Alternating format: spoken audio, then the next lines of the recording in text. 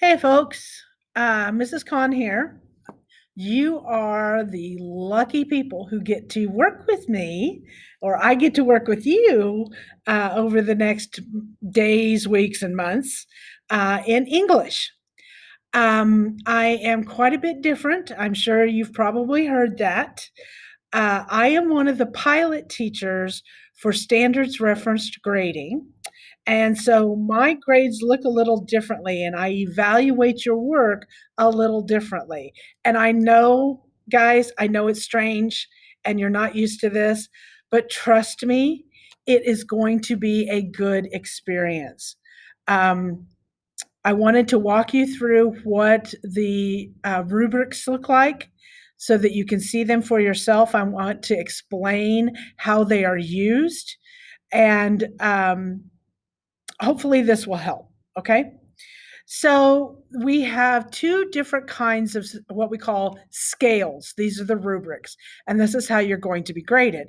We have a 9-10 grouping and an 11-12 grouping. And for our purposes today, I'm going to focus on the 9-10. So this is what a scale looks like. This is the standards that are being evaluated, analyzing text organization and structure, and they all go from a 4 down to a 0. Okay. Now, when it says a 0, even with help, no success, um, that also applies to no evidence.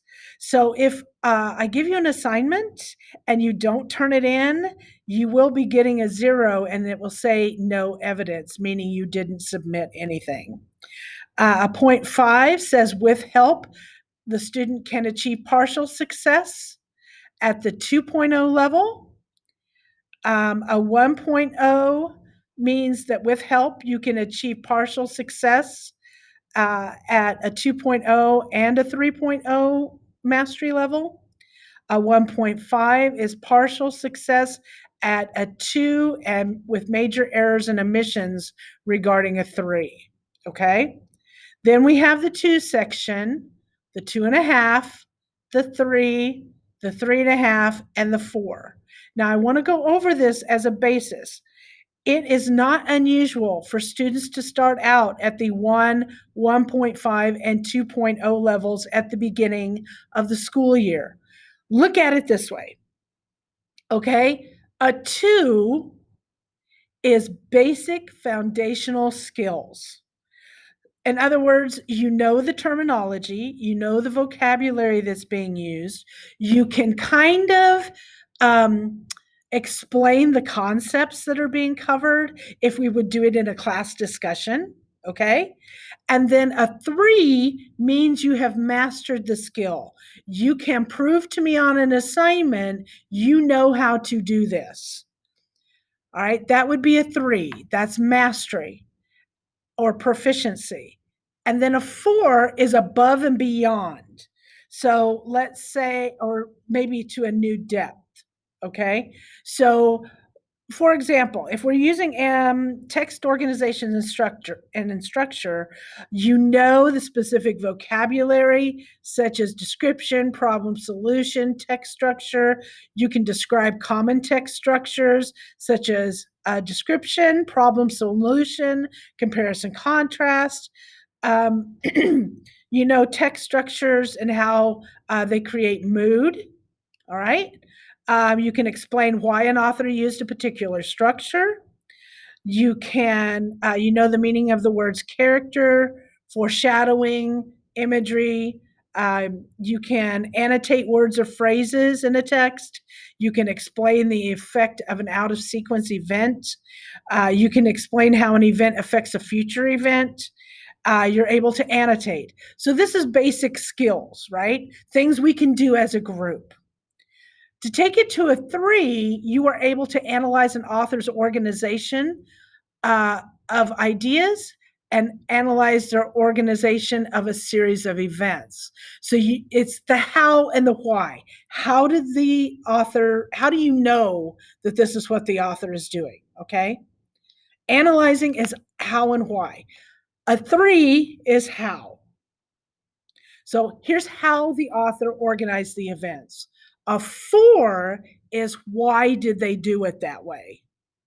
Okay? So this is a 2 is a what they did, a 3 is how they did it, and a 4 is why they did it. Okay? If you don't get to the why, you're going to get a 3. All right? The wonderful thing about SRG is you have multiple opportunities to improve your grade. So if you start out the school year at a 1 or a 1.5, as we go through the semester, you will be able to improve that grade at least to a 3, if not a 4. Okay? It's up to you. You're the one that has to do the work in this case. All right? So we have analyzing text organization and structure. We analyze ideas and themes. We analyze claims, evidence, and reasoning. So that's argument. We analyze narratives. That's where we would be looking at short stories. Analyzing point of view and purpose. Also, we're looking at short stories. Sometimes we're also looking at poetry here. Comparing texts. Now, that's not just comparing a book to a movie. It might be comparing the theme in a poem and a short story, or a theme in 2 poems, or a theme in a song and a short story.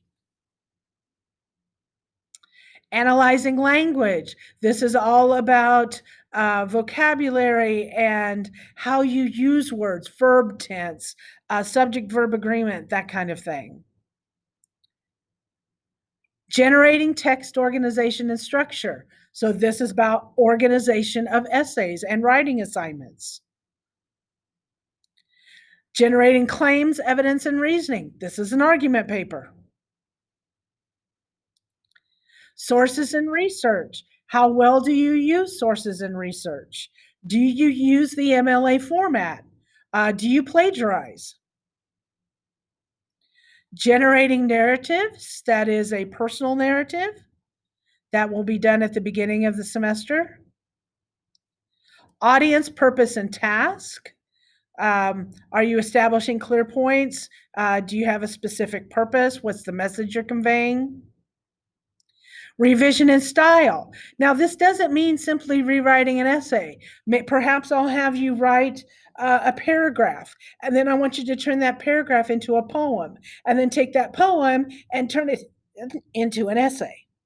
Okay, that's what revision is. And that would be 3 evaluations. Editing. This all comes down to grammar, punctuation, spelling, and word choice.